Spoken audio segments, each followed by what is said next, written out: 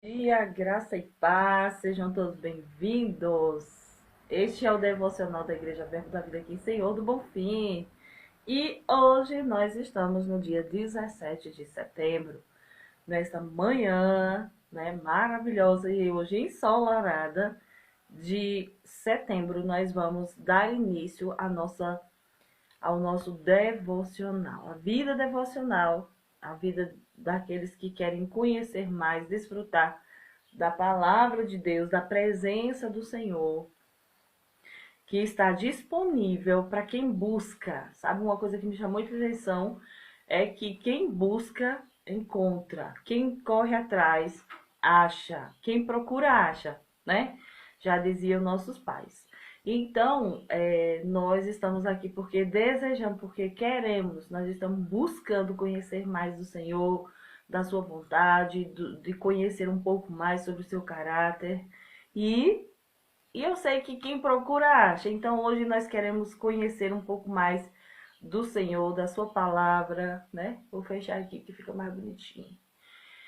E eu quero convidar você, olha lá, Dorinha já chegou e outras pessoas já estão chegando, né, Dorinha? Pra gente fazer a nossa leitura rapidinho, porque Dorinha tem um horário. Vou correr para que pelo menos você consiga sair com uma instrução da parte de Deus, né? Mesmo que você não consiga ficar às vezes até o final, mas a gente pode concluir, né, a nossa leitura e posterior meditação. Vamos orar? Eu e você, vamos pedir ao Senhor que nos ilumine, que o Espírito Santo de Deus nos dê formas, ideias, estratégias para aplicarmos o conhecimento dele, né, na nossa vida, para que nós venhamos tomar posse das promessas, para que nós venhamos a pegar as...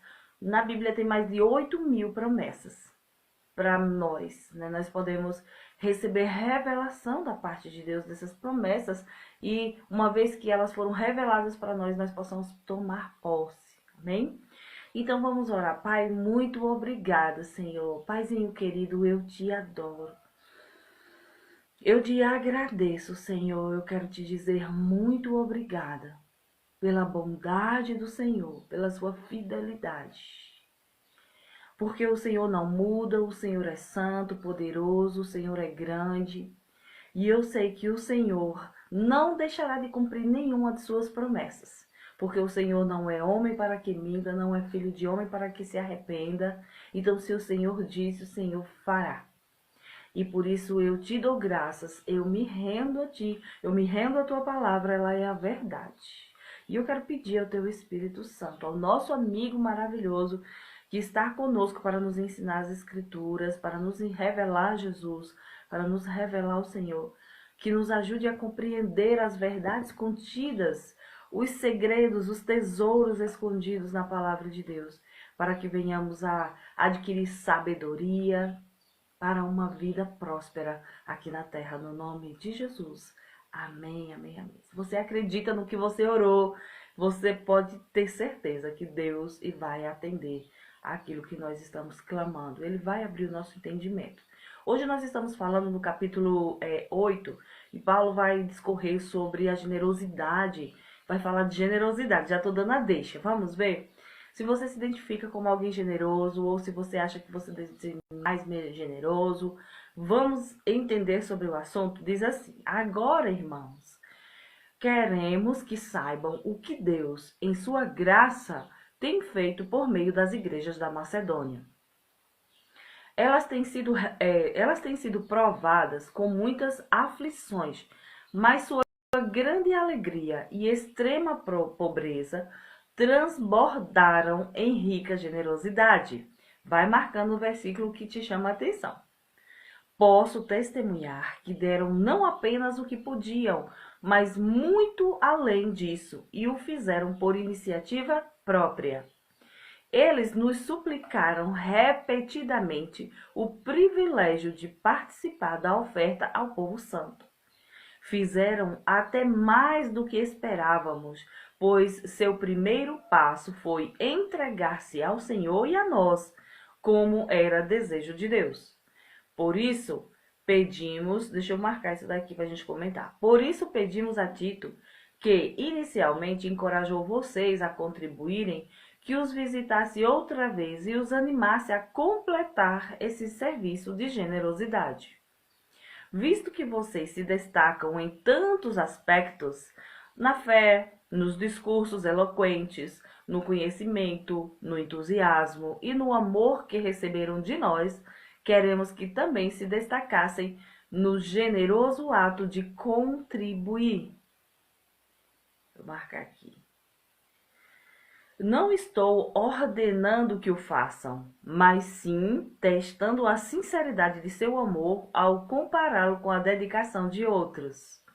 Vocês conhecem a graça de nosso Senhor Jesus Cristo. Embora fosse rico, por amor a vocês, ele se fez pobre para que por meio da pobreza dele, vocês se tornassem ricos. Este é o meu conselho. Seria bom que terminassem o que começaram há um ano, quando foram os primeiros a querer contribuir e a efetivamente fazê-lo. Assim, completem o que começaram, que a boa vontade demonstrada no princípio seja igualada agora por sua contribuição. Doem proporcionalmente àquilo que possuem. Tudo que derem será aceitável, desde que o façam de boa vontade, de acordo com o que tem e não com o que não tem. Marcar aqui para a gente comentar. Não que a contribuição deva facilitar a vida dos outros e dificultar de vocês. Quero dizer apenas que deve haver igualdade. No momento, vocês têm fartura e podem ajudar os que passam por necessidade. Em outra ocasião, eles terão fartura e poderão compartilhar com vocês quando for necessário. Assim haverá igualdade. Como dizem as Escrituras, para aqueles que muito recolheram, nada sobrou, e para aqueles que pouco recolheram, nada faltou. Olha que coisa interessante. Ah, meu Deus, peraí.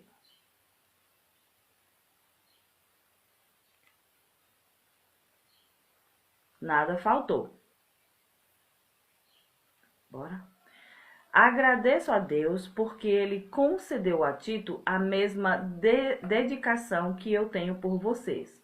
Tito recebeu com prazer o nosso pedido para que os visitasse outra vez. Na verdade, ele mesmo estava ansioso para ir vê-los. Com ele, estamos enviando outro irmão que é elogiado por todas as igrejas como pregador das boas novas. Ele foi nomeado pelas igrejas para nos acompanhar quando levamos a oferta, um serviço que visa glorificar o Senhor e a mostrar nossa disposição de ajudar. Com isso, queremos evitar qualquer crítica à nossa maneira de administrar a oferta generosa. Tomamos o cuidado de agir honradamente, não só aos olhos do Senhor, mas também diante das pessoas. Além disso, estamos enviando com eles outro irmão que muitas vezes deu provas de seu bom caráter e que, em várias ocasiões e de diversas maneiras, demonstrou enorme dedicação. E por causa da grande confiança que ele tem em vocês, agora está ainda mais empolgado. Até o 24, né? Pronto, depois eu fecho aqui.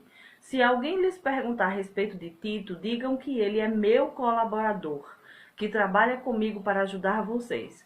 Quanto aos irmãos que o acompanham, foram enviados pelas igrejas e trazem honra a Cristo. Portanto, mostrem diante dele todo o seu amor e provem para todas as igrejas que temos razão ao elogiar vocês.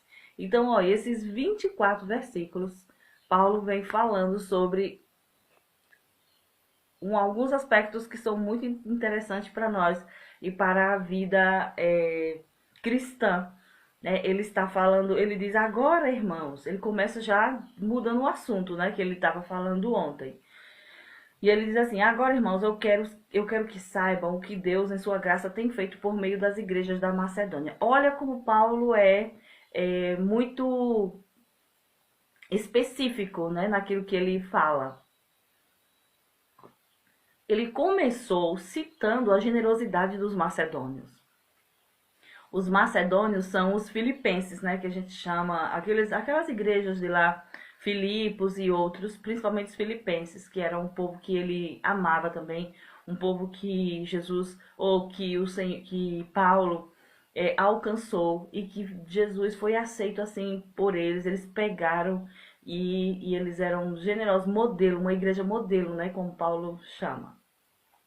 E aí ele começa a falar dos macedônios, né, do que eles fizeram para incentivar os coríntios, os irmãos de Corinto, a permanecerem no mesmo espírito. Aí ele diz assim, olha, os irmãos de lá, eles têm sido provados com muitas aflições, eles eram perseguidos por causa da fé, né, que eles estavam iniciando agora, mas a grande alegria e a extrema pobreza transbordaram em rica generosidade. Então, muitas vezes a gente pensa, eu sou tão pobre, eu não tenho como contribuir, eu não posso ofertar, eu não posso participar dessa oferta levantada pela igreja, pelos irmãos, para ajudar, seja lá quem for. E aqui Paulo já está citando que os macedônios, as perseguições e as aflições que eles viviam, e outra, eles eram extremamente pobres. E ele disse, mas que esse aspecto deles transbordaram em rica generosidade. E outra, eles pediram com muitos rogos. Olha, no 4 diz que eles suplicaram repetidamente. Você tá vendo? Que eles suplicaram várias vezes que queriam participar daquela oferta levantada em prol do povo de Jerusalém. Não foi isso? Então ele disse, olha, eles nos suplicaram repetidamente o privilégio de participar da oferta ao povo santo. Fizeram até mais do que esperávamos, pois seu primeiro passo foi entregar-se ao Senhor e a nós, como era o desejo de Deus. Olha, a primeira característica de quem se torna alguém generoso, que não tem dificuldade em participar dos projetos que a igreja levanta, da oferta, da generosidade, de ofertar, de contribuir financeiramente, é uma pessoa entregar-se a Deus, entender que ela não é mais dona da própria vida, mas alguém que foi comprado com preço de sangue, né? Ele disse assim que o primeiro passo que eles fizeram, a coisa mais importante foi entregar-se a Deus. Então, se eu sou de Deus, se Deus foi quem me alcançou, então o que é que eu posso fazer aqui? Eu posso entregar-me ao Senhor e a esses irmãos que cuidam de mim. Então, queridos, é claro que a gente precisa tomar muito cuidado, porque hoje, infelizmente, tem gente que é explorador. E ovelha é alguém que é facilmente, vamos dizer assim, facilmente enganada, porque por própria natureza a ovelha ela é aberta a dar, ela não tem essa dificuldade. As pessoas cristãs, elas são muito generosas e muitas vezes viraram alvo de lobos devoradores, de pessoas que chegam e começam por qualquer argumento querer arrancar as coisas do povo da igreja, das pessoas cristãs. Por quê? Porque eles têm esse aspecto de dar, de serem mesmo generosos, de serem mesmo abertos, porque entregaram-se a Deus primeiro, né? E Paulo estava recolhendo essa oferta, e quando ele começou a recolher essa oferta, foi baseado, sabe em quê? Uma profecia. Está lá em Atos, que quando eles se levantaram, né? Deus levantou eles para ir viajar e pregar o evangelho aos gentios. Um profeta falou que haveria uma grande seca, que haveria um período de muita dificuldade, de fome mesmo, porque a região ia passar por uma dificuldade.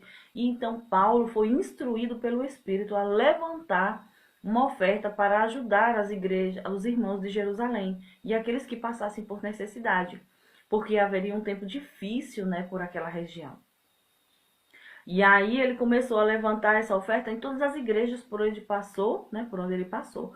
E ele disse que os coríntios foram os primeiros a também se lançar nessa ideia e foram os primeiros a aceitar isso e começar. Eles começaram.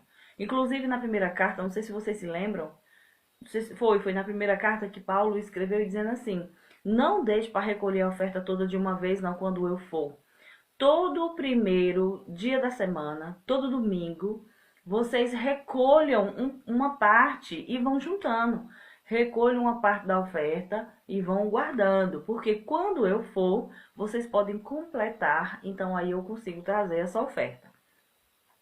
Aí ele diz assim, ó, foi por isso que nós pedimos a Tito que primeiro, inicialmente, encorajou vocês a contribuir. Primeiro quem instruiu foi Tito, que esteve lá, falou da necessidade de levantar uma oferta para os irmãos e eles começaram. Aí ele diz assim, ó, ele encorajou vocês a contribuírem, que os visitasse outra vez e os animasse a completar esse serviço de generosidade. Então, como eles tinham esse aspecto de visitar uma igreja, trazer uma instrução e depois visitar outras, então ele voltaria lá para poder recolher também, né, visitar os irmãos, ministrar e também recolher a outra parte das ofertas.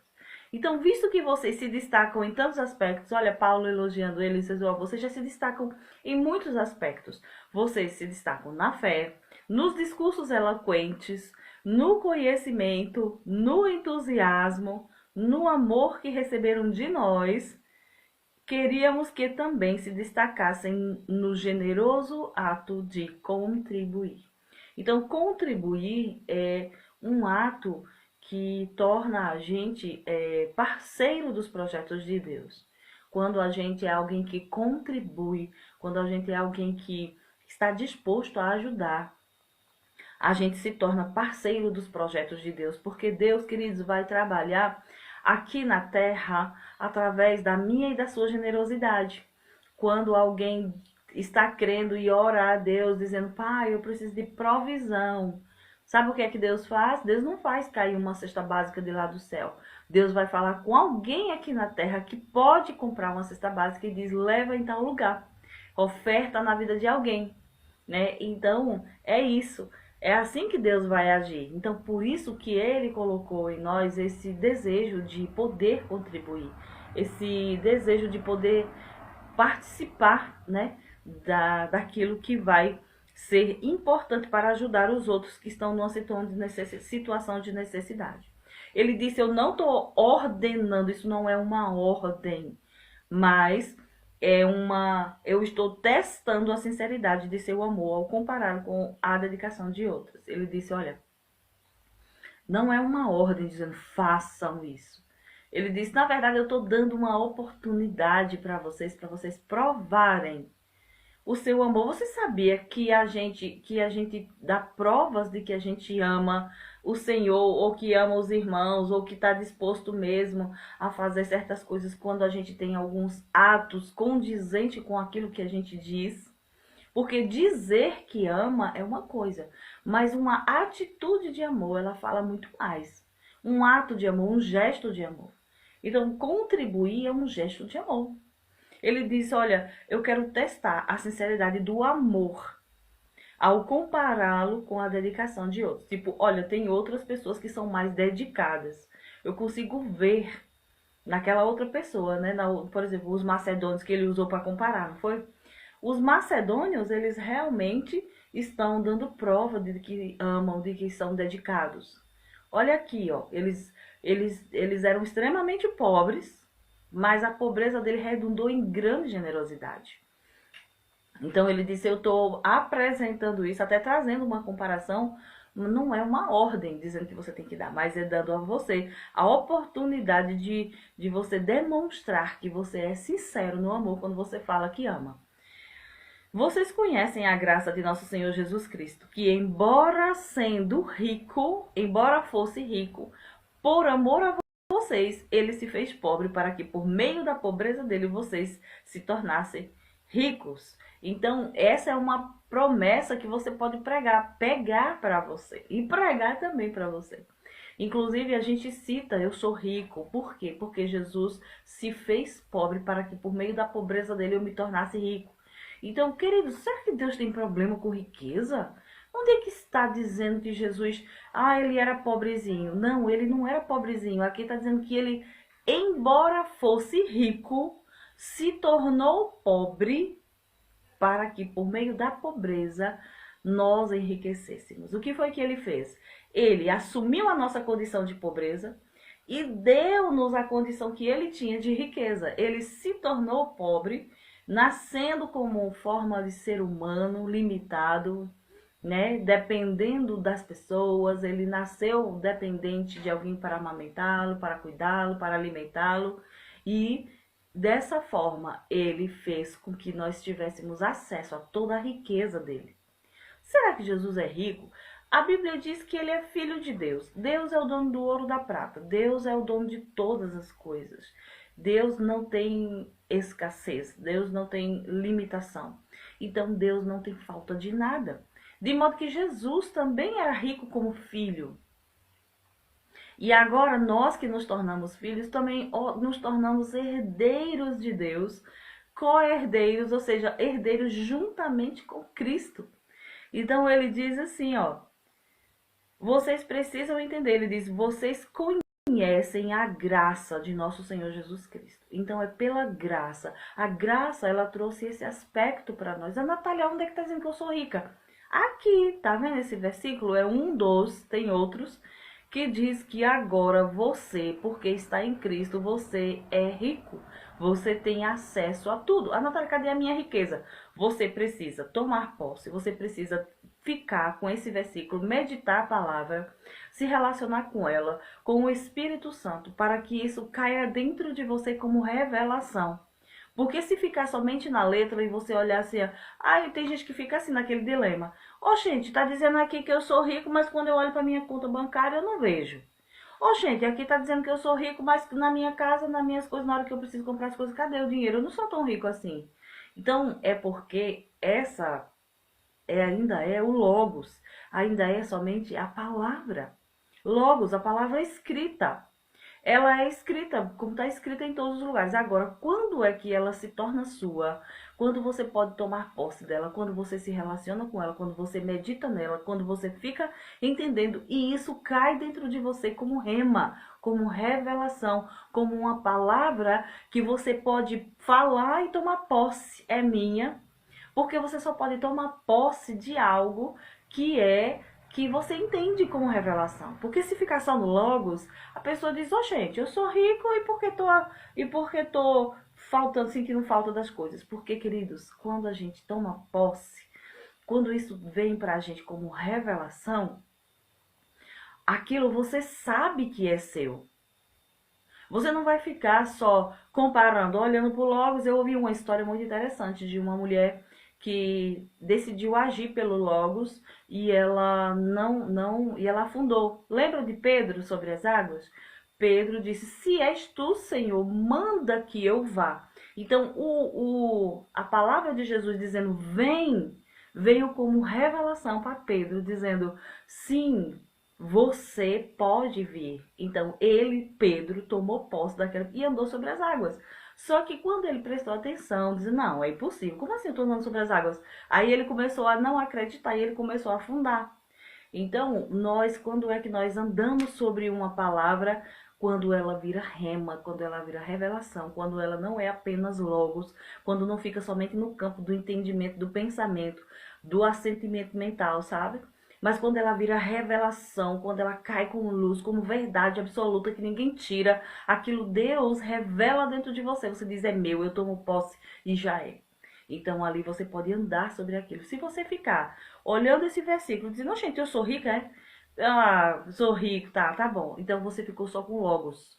Mas quando você tem uma revelação: eu sou rico, eu não tenho falta de nada, e o Espírito Santo revela isso dentro de você, você pode tomar posse.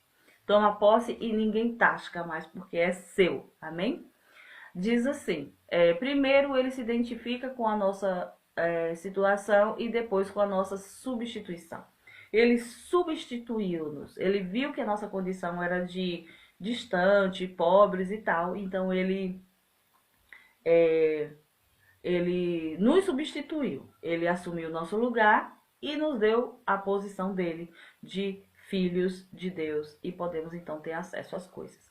Este é o meu conselho. Seria bom que terminassem o que começaram há um ano, quando foram os primeiros a querer contribuir. Então, que vocês efetivamente façam, né? Façam, concluam aquilo que vocês começaram. Então, quando a gente levanta uma oferta, quando a igreja, por instrução, quando um pastor, por direção do Espírito Santo, levanta uma oferta na igreja para uma construção, para uma reforma, para um projeto específico, o Espírito Santo vai tratar com a gente para pegar junto, para ofertar, para dar. Porque tudo que nós temos hoje, nós somos apenas mordomos. Mordomos das riquezas. E não é para a gente tomar posse, não, é minha. Deus deixa a gente ficar com uma parte, administrar. A gente pode administrar, mas na hora que ele quiser pedir, a gente tem que estar disposto a dar. Né? Se ele pedir a sua casa, se ele pedir o seu carro, mas é se ele pedir, ele vai falar com você.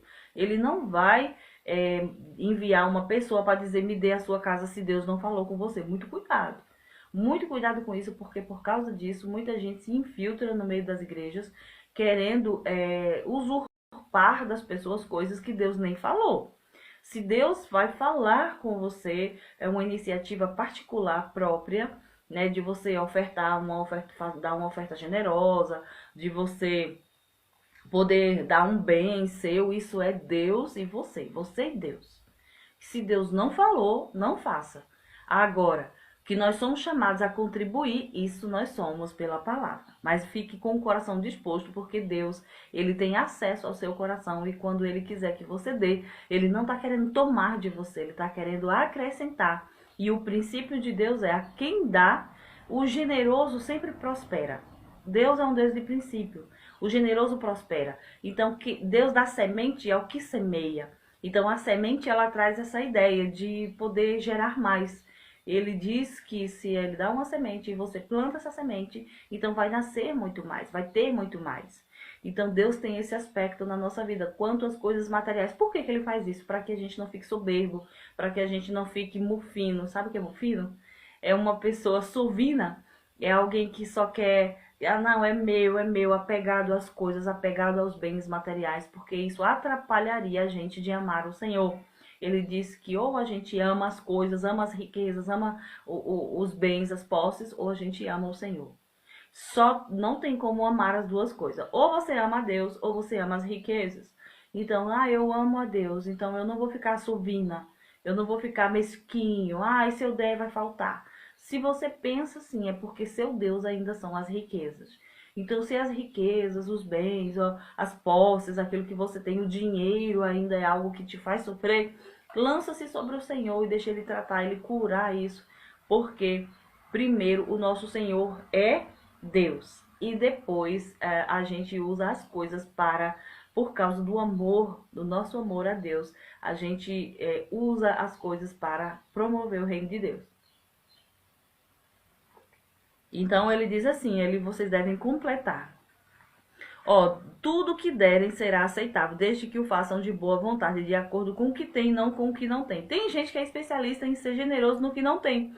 Pastor, se eu tivesse, eu dava muito. Se eu tivesse, assim eu daria. Ele, não, é de acordo com o que você tem. O que você tem. Lembra dos pãezinhos e dos peixes? Eu contribuo com o que eu tenho. Não posso dar porque eu não tenho nada. Tem, sempre tem. Deus não é mentiroso. Se você só tem aquilo que você tem, então comece com isso, porque tem gente que fica especialista em ser generoso com o que não tem. Se eu tivesse, eu ganhasse na Mega Sena, eu daria, eu faria. Mas você tá dando o que tem? Então é mentira. Só vai ser generoso, só vai poder fazer muito se for fiel no pouco, se tiver coragem de participar no pouco que tem. Então comece segundo o que tem. Ele diz, eu não estou pedindo para você dar o que não tem, estou pedindo para você contribuir de acordo com o que tem.